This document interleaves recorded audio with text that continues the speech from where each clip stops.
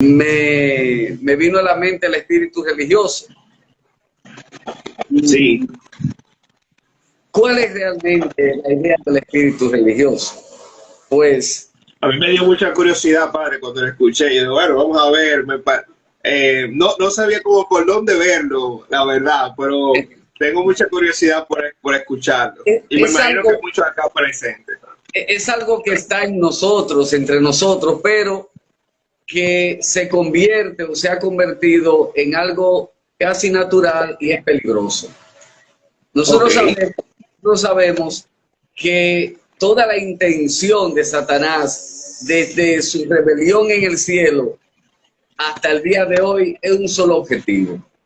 Y el objetivo es que la humanidad no se enfoque en Jesucristo. Él busca todas las formas de distraer al ser humano, porque no es cuestión de creer, es cuestión de en quién creemos, ¿verdad? Entonces, Sí. él busca la forma de confundir y hasta de, diríamos, de suavizar lo que podría ser nuestra entrega a Cristo. ¿Y qué sucede? Ese instrumento que es, diríamos, la vida religiosa, es un mecanismo que tiene él para que los seres humanos lleguen hasta la iglesia, pero millones y millones de gente no lleguen hacia Jesucristo. El espíritu religioso hace su trabajo motivado por él. ¿Y dónde? A veces nos preguntamos, ¿y dónde surgieron las religiones? ¿Qué es la religión? La religión es una estructura humana, con conceptos humanos, con ideas humanas que te dicen que por medio de esto tú puedes agradar a Dios, obviando el sacrificio de Cristo o quizás en tu idea complementándolo con tu propio esfuerzo. La religión levanta una manera de adorar y de servir a Dios que viene de tu yo, pero no viene de esta posición del amor hacia Dios, sino del amor hacia ti mismo. Y Satanás desde el principio manejó esa visión, comenzando con Caín.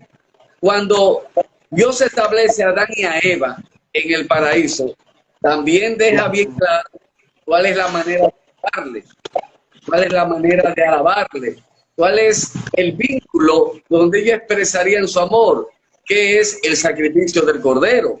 Siempre ha sido el sacrificio del Cordero. Pero ¿qué sucede? Eso mismo le enseñó a Adán y Eva a Caín y luego se lo enseñó a Abel.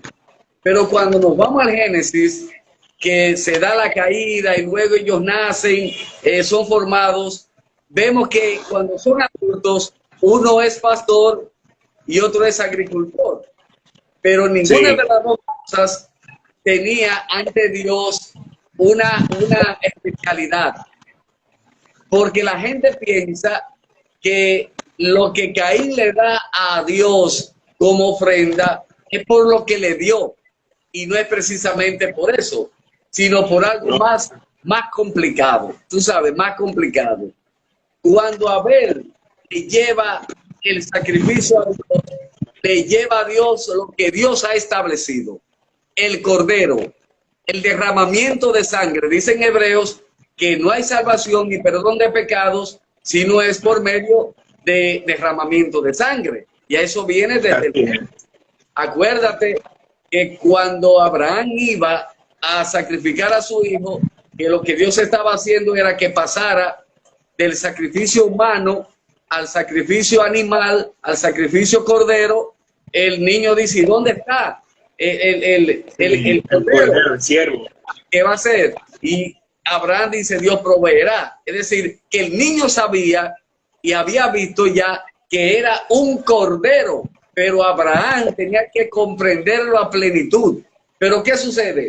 Caín, cuando llega el momento, no le lleva la ofrenda establecida por Dios, sino que él toma lo mejor de su sudor, Exacto. lo mejor de su esfuerzo, lo mejor de la tierra y lo pone a los pies de Dios. Pero Dios rechaza esta ofrenda porque con la actitud de Caín se estaba estableciendo una estructura de adoración, una estructura de acercamiento a Dios, una estructura de relación con Él que no había sido aprobada, sino que era aprobada por el yo de Caín, por el ego de Caín y por la visión medalaganaria. O él lo toma o él lo deja. Yo doy lo que creo. Es la voluntad mía ante la voluntad de él. Me estoy dando a entender, ¿verdad? Claro, claro. De hecho, padre, quería comentarle que en el plan original de Dios estaba establecido la adoración. O sea, nosotros fuimos creados para adorar. Y usted dice algo muy importante, la diferencia de los hermanos, y es que uno lo hizo, dio lo mejor de él. Y lo hizo desde el corazón, desde la profundidad. O sea, lo hizo con la reverencia que el mismo Dios estaba buscando. Mientras que el otro simplemente agarró un ciervo cualquiera, agarró 2 o 3 fruticas, papa, y se la puso. Y el mismo celo lo consumió. O sea, ahí hubo una fuerte diferencia. Sí, porque Abel entregó bajo la obediencia de lo establecido por Dios. Pero Caín estableció bajo su propia voluntad, bajo su propio ego, bajo sus propias reglas, y esta manera de ser de Caín comienza a dar la estructura de lo que es la religión en el mundo. Porque la religión no es más que métodos humanos que da la espalda al método establecido por Dios, que es el sacrificio de Jesucristo. Desde entonces, mira que cuando Caín pide dar el sacrificio que él quiere, no el que Dios manda, no se da cuenta de que él ha fallado, que comienza a señalar que otro ha fallado. No reconoce que él no ha obedecido, sino que Dios quiere a otro más que a él. Y esto lo que hace crecer en el interior de Caín es el odio hacia la espiritualidad, hacia la obediencia a Dios, hacia aquel o aquellos que están enfocados en hacer la voluntad del Padre, porque la religión fue levantando con Caín con una estructura opuesta a lo que es la voluntad de Dios, y desde ahí Satanás la comenzó a dispersar en toda la humanidad. En el Antiguo Testamento se ve clara lo que es la religión y lo que es el sacrificio de amor hacia Dios. Por ejemplo, cuando nosotros nos vamos, a mí me llamó la atención, yo analizando los 10 mandamientos, yo descubrí hoy que los 10 mandamientos te da la primera parte de cuál es la base de la adoración a Dios, que es, escucha Israel, amarás a Dios con toda tu mente, con toda tu alma, con todo tu corazón, y a tu prójimo como a ti mismo. Pero luego vienen negaciones, no haga esto, no haga lo otro, porque las negaciones no era para que el ser humano estuviera limitado, sino para que no tuviera apegamientos a realidades, ya sean cosas o personas que lo apartaran del amor de Dios, que su mente estuviera enfocada en su Creador, que su corazón estuviera alineado al amor de Dios y que sus sentimientos y emociones estuvieran bañadas de la presencia del Espíritu de Dios. Pero cuando el hombre se enfoca en el tener, cuando el hombre se enfoca en el placer, cuando el hombre se enfoca, o la mujer, en el poder, inmediatamente se apartan de la presencia de Dios, porque levanta ídolos. Todos esos son ídolos que controlan su mente, su pensamiento y su conducta. Y la religión, eso es precisamente lo que hace, levantar ídolos que obstaculizan mirar a Jesucristo en la cruz, que obstaculizan mirar que no es con mis propias armas, que no es con mi propio esfuerzo, que no es con mi propio intelecto, que no es con mi propio don, que no es con mi propio dinero, que no es con mi propia sabiduría, sino que todo el engranaje de salvación viene de Dios hacia mí y que yo lo único que tengo que hacer es abrir la puerta de mi ser y recibir ese regalo, esa gracia que por amor Él lo manifestó en su Hijo en la cruz del Calvario. Y por eso los mandamientos dicen: no robarás. ¿Por qué? Porque cuando tú robas, no es solo por necesidad, es porque el dinero se ha convertido en tu ídolo y por ese ídolo tú entregas tu vida, tu ser, tu mente, tu sentimiento, tu tiempo, tu cuerpo y le das adoración porque haces todo para tenerlo a Él. Lo que deberías hacer con Dios, porque si lo amas y descubres el amor que Él tiene por ti, todo lo anterior tú lo proyectas hacia Él y recibe, por supuesto, la salvación. Pero Satanás busca la manera que el hombre se encierre en sí mismo y le dé la espalda a ese proyecto de salvación que se llama Cristo y que por su propio ser, por sus propias habilidades, él crea que puede obtener la salvación, porque no quiere comprometerse, no quiere despegarse del ego, no quiere aceptar que sin Cristo nada podemos. Acuérdate que Cristo dice: yo soy el tronco, ¿verdad?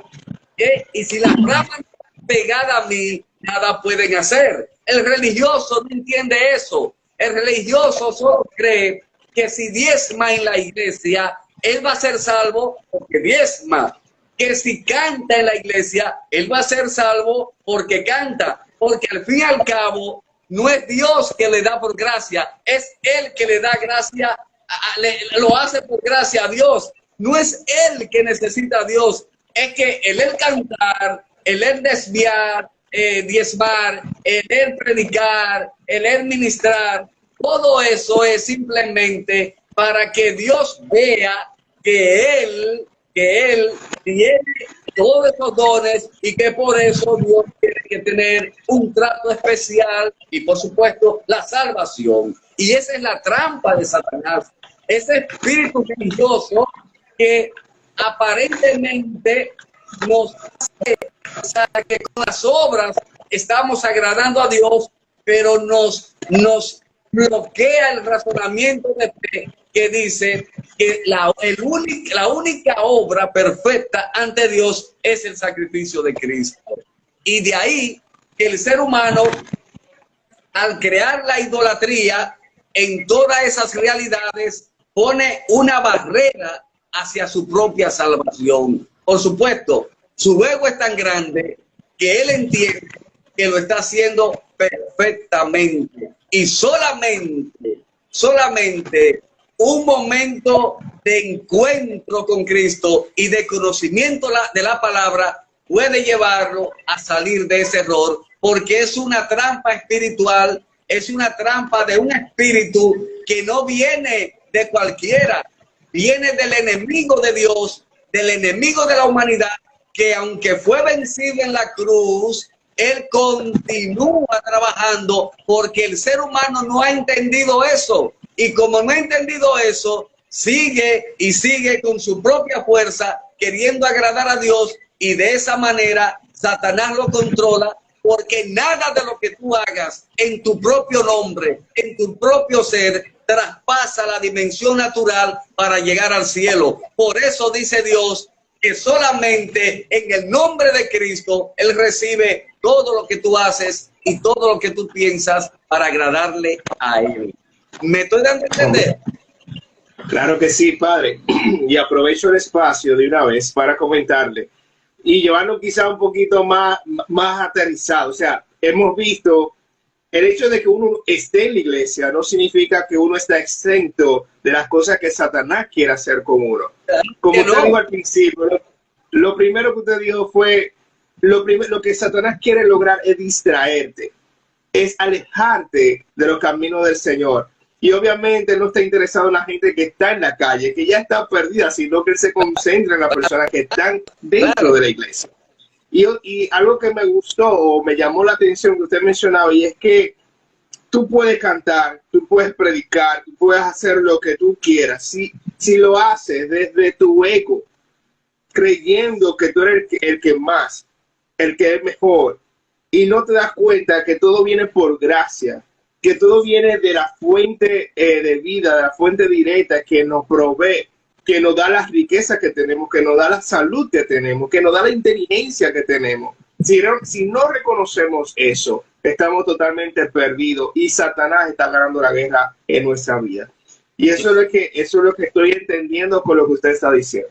Claro, por eso los profetas surgían en su momento, porque el pueblo se apartaba, el pueblo de Israel se apartaba de Dios, del camino de Dios, porque se volvía religioso. El espíritu religioso lo atrapaba y al atraparlo vivía como le daba la gana, porque el domingo yo voy a la iglesia. No importa. No, y yo canto y predico. Yo canto y ofrendo y hago un montón de cosas en la iglesia. Claro, pero ojo, porque Satanás es en la iglesia que ha introducido la religiosidad, porque la religiosidad no es cristiana, es pagana. La religiosidad no es cristiana, es pagana. Y ha metido ese... Sí. Dime. No, que de hecho, padre, recuerdo una de las citas bíblicas que hablaba sobre aquellos sacerdotes que oraban en voz alta y se daban en el pecho, pero lo hacían público. Y claro, el Señor criticaba hasta eso. Exactamente, o sea, porque eso era religiosidad. Exacto. Decía más, su corazón está apartado de Dios, ¿verdad? Exacto. Porque por la religiosidad, los profetas, para terminar esta parte, los profetas surgían para que el pueblo abandonara el espíritu religioso que lo controlaba, que aunque iban al templo, aunque llevaban la ley, estaban completamente apartados de Dios, porque su mente y su corazón y su espíritu estaban conectados a la tierra, como Caín, conectado a la tierra, a las cosas materiales. Claro, llevaban el sábado, claro, no comían cuento con su templo, pero no lo hacían por amor a Dios, sino por cumplimiento. Una de las técnicas del espíritu religioso es el cumplimiento, y eso está dentro de la iglesia. Cuando tú naces en la iglesia, en cualquier iglesia, pero me importa esta, y desde niño te mueves en el templo y todas esas cosas, tú puedes caer en la trampa de la religiosidad, porque tú crees que porque naciste en la iglesia ya tú eres cristiano y simplemente te vuelve un activo dentro de la iglesia, pero no cultiva eso que se llama conversión, que era lo que los profetas llamaban al pueblo, porque recuerda que el pueblo siempre caía en la idolatría, porque caía, el espíritu religioso te lleva a la idolatría, te lleva a ser preso de cualquier cosa menos del sacrificio y del amor de Dios. Y los profetas llamaban a la conversión. Hay que convertirse, vuélvanse a Dios. Y muchos decían, pero ¿cómo tú me vas a decir a mí que me vuelva a Dios si yo voy los sábados a la iglesia, si yo voy los sábados al templo, si yo diezmo, si yo oro, ¿verdad? En el templo, en el tiempo del Antiguo Testamento, y los profetas encontraban muchos problemas, incluso muchos de ellos se vieron al borde de la muerte y en la muerte. ¿Por qué razón? Porque el pueblo llegaba a un momento que creía que las obras, simplemente por obras, el ser humano podía alcanzar la bendición de Dios. Y ese era la iglesia. Hoy en día la lucha sigue, porque Satanás busca la forma del que el ser humano se llene de sí mismo. Yo. Y al llenarse del yo, se aparta de Dios y se aparta de la comunidad, se aparta de su prójimo y de sí mismo. El distorsionar dónde está el camino de la salvación es el espíritu religioso que tiene ese papel. Por eso Cristo dijo claramente: yo soy el camino, yo soy la verdad, Yo soy la vida. Por lo tanto, mírame a mí, ámame a mí, y como hizo el ladrón en la cruz, Señor, acuérdate de mí en el paraíso, reconociendo antes que él era un ladrón, un pecador, ese que estaba ahí era un hombre justo. El espíritu religioso no te permite ver a Cristo como justo. Él es el justo. Y te voy a decir algo. El espíritu religioso es tan peligroso que hay gente en la iglesia que en nombre de Dios hace de todo negativo y se siente bien. Cree que hacerle daño a otro es porque Dios lo dijo. Que maltratar al otro busca razones porque su mente está poseída y no lo saben. Y esa gente, entiendo, puede ser un ministro ordenado, porque no estamos exentos de ese manejo del espíritu religioso, sobre todo los sacerdotes, no estamos exentos de eso. Entonces, ese espíritu religioso te busca pegarte a ti, a tus conceptos propios, apartándote del concepto bíblico. Los fariseos eran los más religiosos y no soportaron que Jesucristo le dijera que la letra mata, pero el espíritu vivifica. Entonces, qué mejor ejemplo que es. Cuando el espíritu religioso te atrapa, te vuelves fanático en la palabra, porque el Señor dice, y eres implacable porque te olvida que somos personas pecadoras, que somos débiles, que podemos fallar y que lo que estamos llamados, lo que creemos que somos cristianos es de entender, comprender, ayudar, restaurar, reorientar. Amén, amén. Es una disciplina para crecer, para llevarla a la introspección y para llevar al individuo, hombre o mujer o comunidad, a que descubra que debe zafarse de ese espíritu religioso, que debe convertirse, arrepentirse y recibir a Cristo para una nueva vida. Entonces, amén, lo recibimos. Como los fariseos veían a Cristo como un problema, porque ¿por qué tú no vienes a decirme a mí? Ahí tenemos el ejemplo de un espíritu religioso, el fariseo y el publicano. El fariseo estaba poseído totalmente de un espíritu religioso. Satanás lo tenía tan controlado que nada más faltó que el fariseo dijera que Dios le debía cuarto, que Dios le debía dinero por todo lo que estaba haciendo. Nada más faltó eso. O decirle, mira, que revisar porque ya yo soy más santo que tú. El espíritu religioso se cree más santo que todo el mundo por las obras que hace, porque no bebe, porque no fuma, porque no tiene 2 mujeres. Eso lo hace cualquiera, aunque tú no tengas Cristo. Yo conozco gente que no conoce a Cristo, que no fuma, que no bebe, que tiene una familia, oye, admirable. Y andan derechito. Andan derechito, pero eso no es la base, eso es el espíritu religioso. Por eso mucha gente que no va a la iglesia y que vive, como te dije, tranquilo, organizado, dice, ¿y para qué yo voy a la iglesia si yo vivo bien, si yo soy moral? ¿Sí? Porque ellos entienden que con sus obras ellos no necesitan ir a la iglesia, porque ahí es que Satanás ha embromado a los de adentro y a los de afuera. A los de adentro, a los de adentro, que ya tenemos conocimiento, nos confunde y nos aparta de Cristo. Y a los de afuera te hace creer que ellos están ahí, tranquilos, quietos. Que con sus obras y sus acciones están más que bien. No necesitan a Dios. La iglesia para dejar de bailar, porque yo no bailo. Yo no necesito ir a una iglesia para dejar de robar, porque yo soy honesto. Y ahí Satanás envuelve a esa gente y nunca esa gente recibe a Cristo como su único Señor y Salvador. Trampa satánica, el espíritu religioso que vive y se mueve constantemente en los pasillos de los templos y en la mente de mucha gente que solamente quiere llegar al banco, pero no quiere llegar a Jesucristo. Eso hay que tener cuidado, el espíritu religioso. Y el espíritu religioso te llena de orgullo.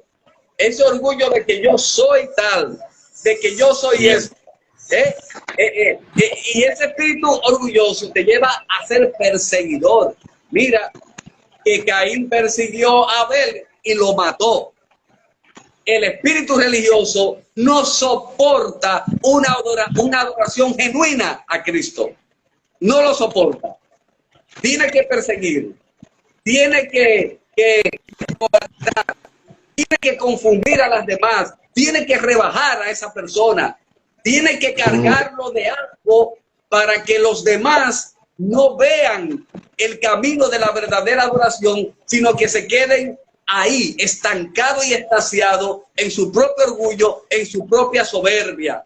El espíritu religioso se opone a los frutos del Espíritu Santo, bloquea que tú llegues a dar frutos, porque el hacer obra para ser salvo no llega al cielo, pero cuando tú das fruto es porque ya tú estás conectado plenamente, razonablemente con la gracia de Dios mediante Jesucristo.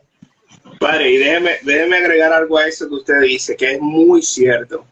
Es tanto así que a veces vemos que por eso la iglesia no crece, porque está tan lleno de ese espíritu religioso, como usted menciona, que no permite el crecimiento, de que el Señor quiere moverse a través de sus hijos y no lo puede hacer porque simplemente hay una lucha de poder allí que no lo permite crecer. Claro, dentro de la iglesia dijiste una palabra importante que parece política, que parece del mundo, pero precisamente el espíritu religioso entra en la iglesia a la lucha de poder. Y cuando entra el espíritu religioso, porque eso fue lo que hizo Caín. Caín tuvo una lucha de poder. Ah, entonces a mí tú no me aceptas. Voy a quitar del medio al que tú quieres para que me quiera obligado. Entonces, la lucha de poder en lo espiritual es más peligrosa que en lo natural, porque se juega no solamente lo humano, sino también lo espiritual y lo divino. Cuando en la iglesia se esta lucha de poder, estamos movidos por el espíritu religioso. Cuando una persona, por más elevada que sea en un ministerio, cree que todo lo que hizo, lo hizo bien y se muere sin arrepentirse, es un concepto de espíritu religioso. Porque nadie en la iglesia está exento de que tiene que arrepentirse. Porque de ahí vino la Inquisición, ¿te acuerdas? Eso de la historia. Claro. Ahí se movió el espíritu religioso, porque el espíritu religioso pone por encima de la palabra las decisiones del hombre, la voluntad del hombre, los conceptos del hombre, el camino del hombre, la vía humana. Por eso la Inquisición quemaba vivo a todo aquel que decía, espérate, la Biblia por encima de un líder personal, la Biblia por encima de lo que diga la iglesia. La iglesia tiene que someterse a la Biblia. No, no es así. Para la hoguera. ¿Por qué? Porque el espíritu religioso produce oscuridad. El espíritu religioso produce tormenta de destrucción. Pero cuando nosotros empezamos a zafarnos de ese espíritu, comienza lo que dijo la palabra el domingo pasado, empezamos a despertar, empezamos a ver la luz y a tener arrepentimiento, porque nos damos cuenta que todo lo que hacíamos tenía una intención buena, pero no era el camino para que esa intención diera frutos de bendición. Amén. Es cierto.